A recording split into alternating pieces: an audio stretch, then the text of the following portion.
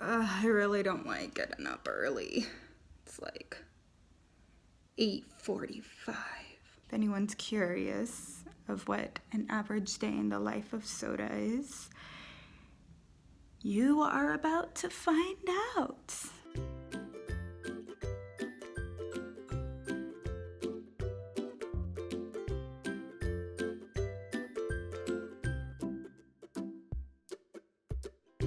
I get so proud of myself when I'm able to eat breakfast. And look, it even has, let's see, 25% of the folic acid that you need. Yay! I don't really have cravings per se. It's more like, hey, I think I might be able to eat this without puking. And yesterday's was Fruity Pebbles, which is random. I haven't had Fruity Pebbles in forever, but there we go. It's the only thing I could think of I could eat that wouldn't make me puke. Shoot, I just realized this has hydrogenated vegetable oil. That's gonna make me sick. We'll see how my stomach does. I am here at physical therapy and I get to do my vestibular exercises now. Those are really fun when you feel like throwing up.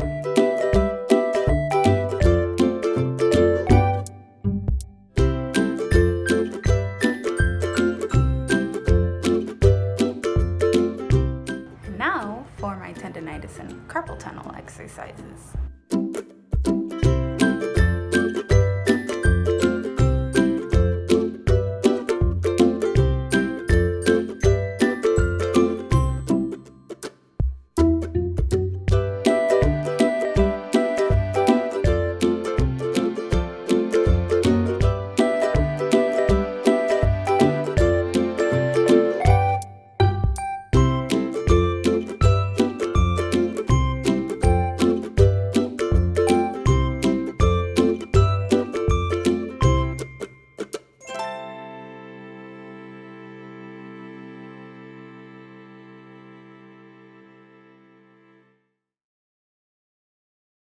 So now I'm at my primary doctor to try to figure out this one medication that's having issues with getting renewed and see if they can get me some anti-nausea medication that is safe for pregnancy, because I feel like puking all the time. So let's see how that goes. Okay, so they said that my doctor should be able to take care of that today. They said that last time, so hopefully it works out and I could get my medication I ran out of and some anti-nausea medication. And now I am waiting for my Uber to Wells Fargo. I came here like 2 months ago because my password wasn't working. And they helped me reset it, but then I went home and it wasn't working again because I forgot what I reset it to. So I haven't checked my account for 2 months, and I was like scared there would be a bunch of overdraft fees because I haven't put any money in this account for a while. I got money in my savings but not in my checkings. And so luckily there were only 2 overdraft fees that went through, and they're only like $13, so wasn't too bad, but still. So I reset my accounts and put in some money from my other account, so I should be good. Hopefully no more overdraft fees. I'm really bad with money, but they were nice here. I was walking home from the bank, which is like 1.5 miles from where I live, and I saw a poster for ice cream, which I haven't really craved too much, but got some strawberry ice cream from Arctic Circle. I don't even think I've ever been here before, but it's across the street from me, so thought I'd try it. For the most part, sweet things have been kind of repulsive for me lately, but I thought this sounded good because it's hot. I'm tired.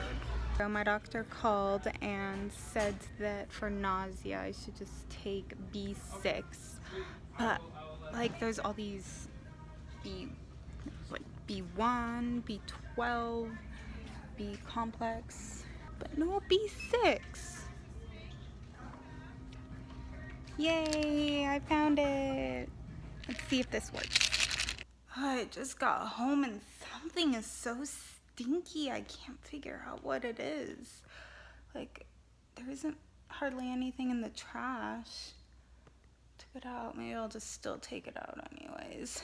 But yeah, so I got my B6 and tried finding a specific kind of melatonin I like, but they only had like one kind and it had gluten in it.